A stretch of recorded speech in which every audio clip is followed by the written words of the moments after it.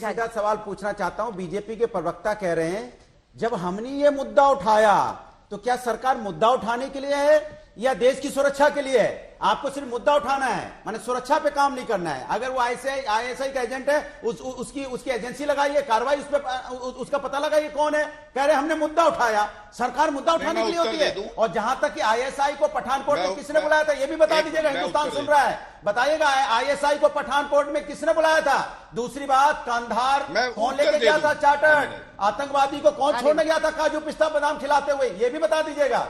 और लगे हाथ ये भी बता दीजिएगा वो कौन सी पार्टी है जो हिंदुस्तान में हिंदुस्तान के लोगों पे ही बार बार उंगली उठाती है और दूसरे लोगों पे इतना यकीन हो जाता है कि अपने हिंदुस्तान के लोगों पे उंगली उठाने लगते हैं। आप हमसे कह रहे हैं कि हमने पुलवामा की बात की। अरे हम लोग तो वो हैं जो समाजवादी, वो लोग हैं जो आर्मी का सम्मान तो करते ही हैं और ज्यादातर सब आर्मी बैकग्राउंड के ही हैं और मिलिट्री स्कूल से पढ़े भी हैं। आपके यहां ना आर्मी बैकग्राउंड का कोई है ना मिलिट्री स्कूल का पढ़ा है। आप अपनों पर शक कर रहे हैं। एक यूट्यूबर के इंटरव्यू के आधार पर आप अपने ही उपराष्ट्रपति पर सवाल खड़े कर रहे हैं। जवाब दीजिए गौरव जी। अंजना जी, दो बातें आई। पहली बात तो बार बार कहा जा रहा है ये जो पत्रकार हैं ये कोई जाने माने व्यक्ति नहीं है और ये ड्रग पेडलर हैं, नेम ड्रॉपर हैं, पता नहीं क्या क्या। सवाल ये नहीं है कि कौन इस तरह के आरोप लगा रहा है, सवाल ये है कि जो आरोप लग रहे हैं वो उस व्यक्ति पे लग रहे हैं जो सबसे उच्च संवैधानिक पद में भारत में रहे हैं, जिनको देश ने सम्मान, प्रतिष्ठा, प्यार सब कुछ दिया है और उन्होंने बदले में क्या दिया है। और ये तब है जब बाकी तथ्य भी सामने आए हैं। दूसरी बात कार्रवाई पे हुई है। मैं समाजवादी पार्टी से राष्ट्रभक्ति का ज्ञान नहीं जानना चाहता हूं जो ये कहते हैं अखिलेश यादव कि कितने लोग गुजरात से शहीद हुए, सेना को भी क्षेत्र में बांट देते। लेकिन एक बात जरूर कहूंगा, जिस तरह का ये मामला है, जितनी गंभीरता इसमें जरूरत है, आपको लगता है कि अगर कोई एजेंसी अपना कार्य कर रही है तो वो पार्टी के साथ साझा होना चाहिए और पार्टी को पता होना चाहिए। मैं तो ये बात कहूंगा कि पार्टी अपना कार्य कर रही है और सरकार अपना कार्य कर रही है और जिसने भी ये हिमाकत करी है हमारे देश के खिलाफ उसको बख्शा नहीं जाएगा। ठीक है, अब शाह जी उनकी बातों का जवाब दीजिए। एक पूर्व केंद्रीय मंत्री, देश के उपराष्ट्रपति इस मंच पर हैं और आप जवाबदेही से बचना चाह रहे हैं। नहीं, जवाबदेही से कोई नहीं बचना तो आदेश जी की बातों का जवाब दीजिए ना। आदेश जी कह रहे हैं कि उन पर दबाव डाला गया। आपको समझ नहीं आ रहा क्या दीपक जी? आदेश जी कह रहे हैं उन पर दबाव डाला गया। वो अशोक दीवान साहब का नाम ले रहे हैं, बोल रहे हैं उनको बुलाया गया, बोला गया बुलाइए, नहीं बुलाया आपने तो हम 20 मिनट आएंगे, 1 घंटे नहीं आएंगे। आदेश अग्रवाल जी की संस्था ने प्रोग्राम कराया। आदेश अग्रवाल जी ने उनको बुलाया क्यों था मुर्तजा को? इनसे सवाल कर लीजिए जरा। नहीं बुलाया था। किससे किया था? अरे कि यही पाकिस्तानी तो, व्यक्ति इसीलिए मैं कह रही हूँ आज आपने कुछ पढ़ाई नहीं की है सर। सुनिए ध्यान से अब मेरी बात, सुनिए ध्यान से। यही आपको समझना पड़ेगा। आदेश जी समझा देंगे। अरे दो अलग अलग इवेंट है। ये भाजपा प्रवक्ता ने भी कहा है सर, ये दोनों अलग अलग इवेंट है। समझिए एक second mister Jha, jurist association वाले कार्यक्रम में दबाव था 2010 में, लेकिन आदेश अग्रवाल ने स्टैंड लिया और नहीं बुलाया। ये जो फोटो आप देख रहे हैं ये 2009 की फोटो है। इसके आयोजक अलग थे। देखिए पीछे जो स्टेज, वो फोटो दिखाइए, इनको नाम दिखाइए। आदेश जी इनको 2009 और 2010 वाला समझाइए जरा। ये देखिए टेररिज्म नेशनल एंड इंटरनेशनल पर ये जामा मस्जिद यूनाइटेड फोरम का बुलाया हुआ इवेंट है। अब समझे आप? अंजना आदेश जी आप बड़ी अच्छी बात है। अब समझ गया, बिल्कुल समझ गया। आदेश जी आदेश जी की बात नहीं है, बात यह है कि बोलिए चलिए बोलिए। मैं कह रहा हूँ भाजपा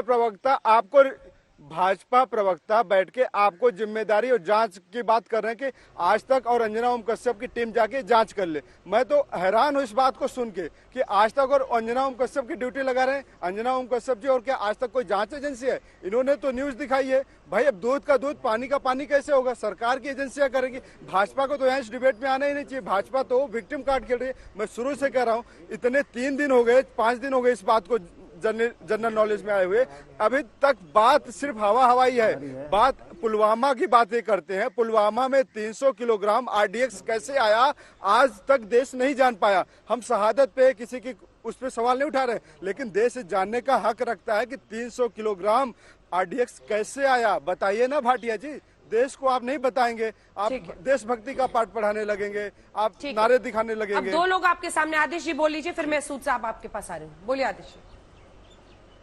हाँ, मैं पूछना चाहता हूँ वाइस प्रेसिडेंट हामिद अंसारी साहब से कि 1 घंटे का प्रोग्राम को 20 मिनट के लिए क्यों कन्वर्ट किया गया? अगर ये बात झूठी है, वो बुरा नहीं माने, हमने नहीं बुलाया, उन्होंने नहीं कहा था। अरे भाई बिजी रहे होंगे उस वक्त, तत्कालीन उनकी व्यस्तता क्या रही होगी, उसके हिसाब से उन्होंने अपनी कार्यक्रम तय किए होंगे। अगर 1 घंटे का प्रोग्राम था उसको 20 मिनट का कर दिया। अरे भैया आपको कुछ नहीं मालूम है, ये इंटरनेशनल प्रोग्राम, आप ये ये वस्त नहीं रहे, यही रिकॉर्ड देखा जाएगा। आप यहाँ पे बैठ के ये रिकॉर्ड यही देखना है। आप बैठ के आरोप लगा रहे हैं, आप बैठ के आरोप लगा रहे हैं। भैया तुमको कुछ मालूम नहीं है, आरोप सही लगा रहा हूँ मैं।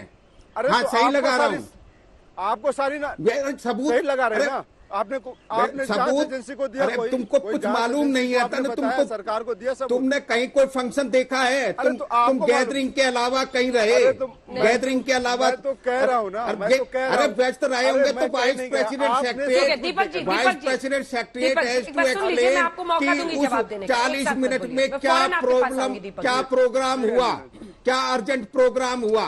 आपके पास कोई एविडेंस है इस बात का? इससे बड़ा कोई प्रोग्राम वाइस प्रेसिडेंट के लिए नहीं था।